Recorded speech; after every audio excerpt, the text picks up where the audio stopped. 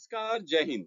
आज आपके लिए एक बड़ा ही खास वीडियो लेकर आया हूं और ये वीडियो उन सिक्योरिटी प्रोफेशनल के तो बहुत ही खास है जो चाहते हैं कि सिक्योरिटी सिस्टम को सही तरीके से कंपनी में लागू करें, सिक्योरिटी को मजबूत करें, सारे टीम मेंबर अच्छे तरीके से काम कर सकें और अगर कहीं सिक्योरिटी का कोई इंटरव्यू देना हो तो आप उसको अच्छे तरीके से क्रैक कर सकें और अल्टीमेटली आप अपने कैरियर में ग्रोथ लें, प्रमोशन लें।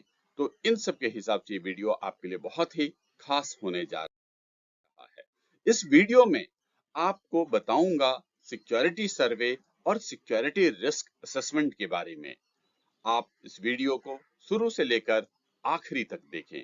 अगर शुरू से लेकर आखिरी तक देखेंगे तो कई बातें आपको समझ में आएंगी। सबसे पहले सिक्योरिटी सर्वे के बारे में। सिक्योरिटी सर्वे क्या होता है, कैसे किया जाता है, कब किया जाता है और सिक्योरिटी सर्वे को करते समय किन बातों को ध्यान में रखा जाता है, इनके बारे में डिटेल से डिस्कस करूंगा। इसके बाद सिक्योरिटी रिस्क असेसमेंट के बारे में इस वीडियो में बताया जाएगा। जब सिक्योरिटी रिस्क असेसमेंट का पार्ट देख रहे होंगे तो उसमें आपको समझ में आएगा कि सिक्योरिटी रिस्क असेसमेंट क्या होता है, कैसे किया जाता है और आखिरी में जो कि बहुत ही इंपॉर्टेंट है और इंटरव्यू में पूछा जाने वाला सवाल ये है कि सिक्योरिटी सर्वे और सिक्योरिटी रिस्क असेसमेंट में क्या फर्क होता है। इन दोनों में कंपैरिजन करके बताया गया है। तो आइए इन सब के बारे में एक एक करके जानते हैं।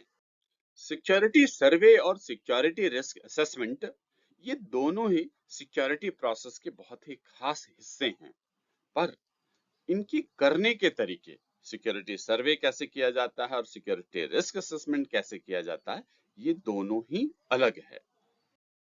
सबसे पहले तो हम जानते हैं सिक्योरिटी सर्वे के बारे में। इसके बारे में डिस्कशन स्टार्ट करते हैं और इसका जो सबसे पहला पार्ट ये होगा कि सिक्योरिटी सर्वे में क्या किया जाता है।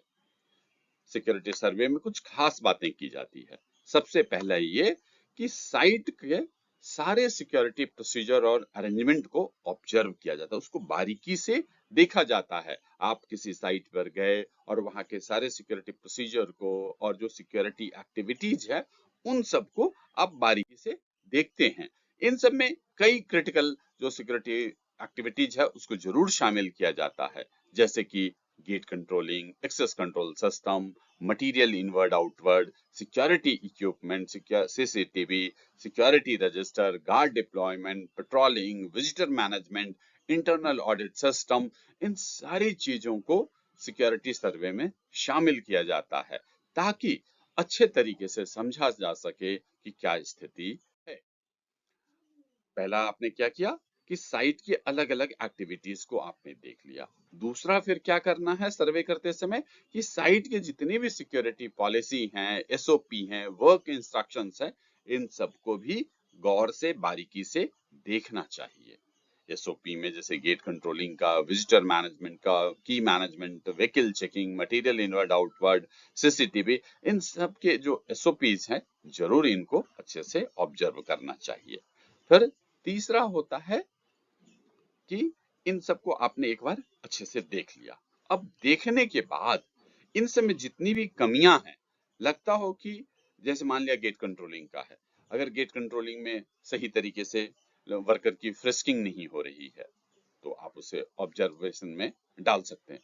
विजिटर मैनेजमेंट में मान लिया जाए कि जो होस्ट हैं, कंपनी के अधिकारी हैं, उनसे बिना पूछे ही अगर किसी विजिटर को अंदर भेजा जा रहा है तो ये ऑब्जर्वेशन है। तो इस तरह की जो कमियां होती है उन सबको सिक्योरिटी सर्वे में नोट कर लिया जाता है। और इन सब को करने के लिए क्या जरूरी है कि साइट का थॉरो विजिट किया जाए।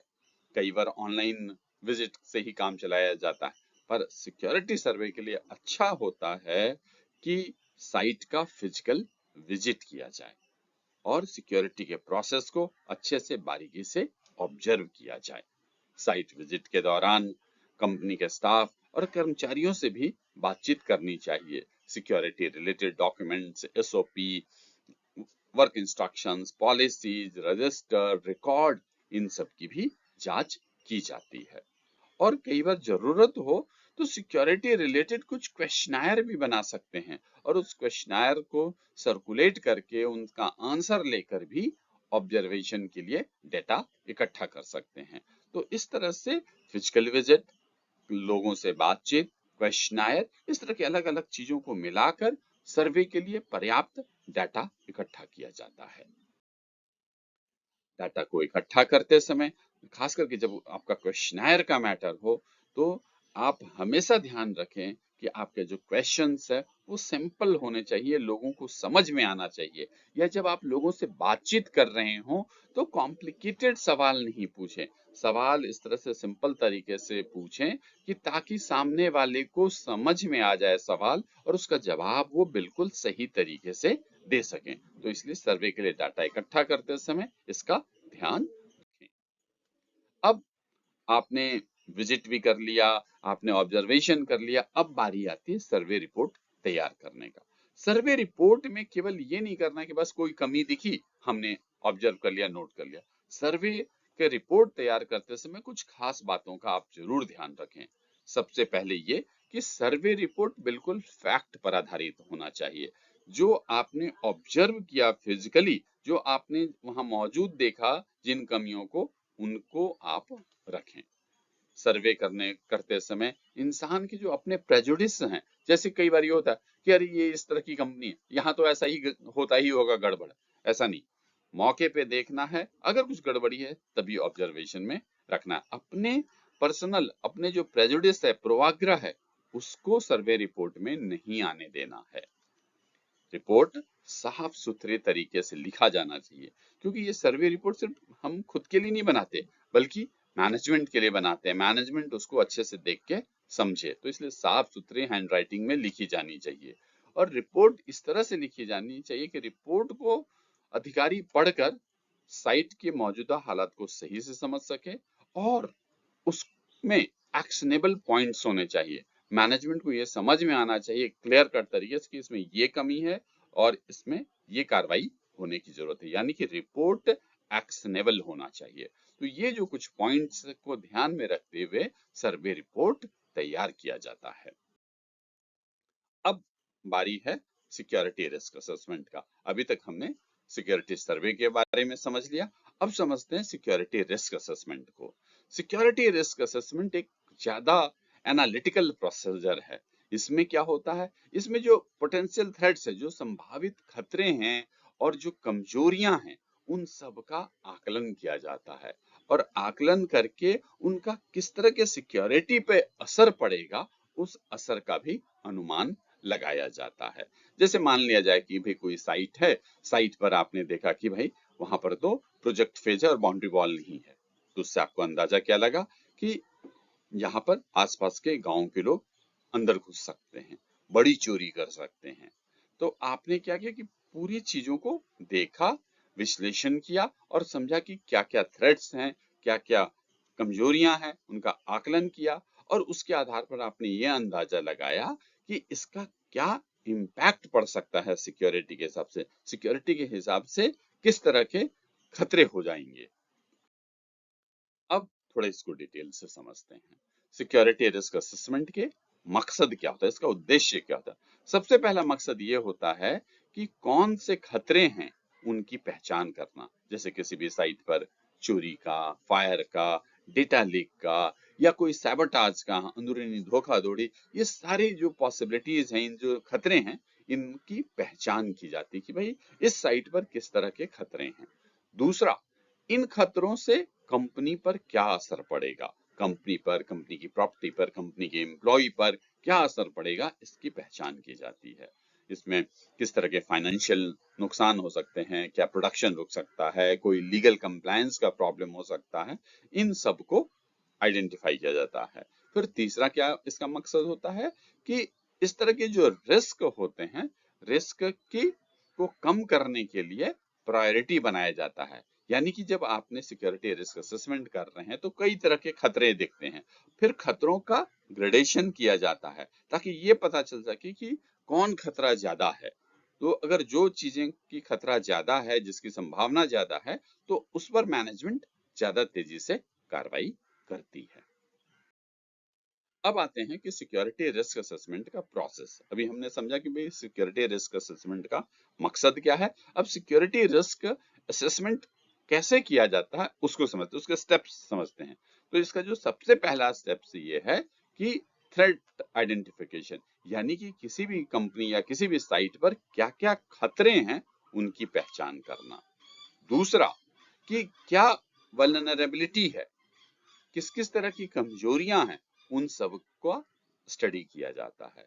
तीसरा क्या होता है कि इससे क्या इम्पैक्ट पड़ सकता है और कितना इस तरह के होने की, मतलब इस तरह की घटना घटने की संभावना है, उनका अनुमान लगाया जाता है। और इन सब के बेसिस पर ही फाइनल रिपोर्ट रिस्क असेसमेंट का बनाया जाता है। इसमें रिस्क कौन कौन से होते हैं, उनकी कितनी गंभीरता है और उन रिस्क को कम करने के क्या क्या उपाय हैं, इन सब के बारे में रिस्क असेसमेंट रिपोर्ट में लिखा जाता है।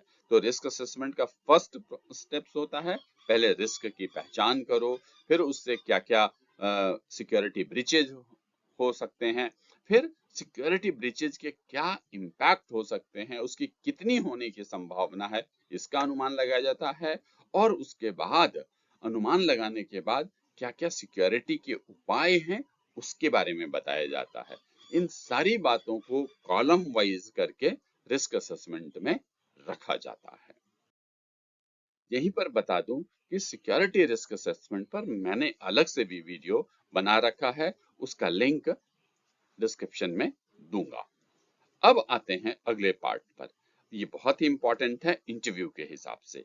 अक्सर ये सवाल पूछा जाता है कि सिक्योरिटी सर्वे और सिक्योरिटी रिस्क असेसमेंट में क्या फर्क है। आइए एक एक करके फर्क को समझते हैं।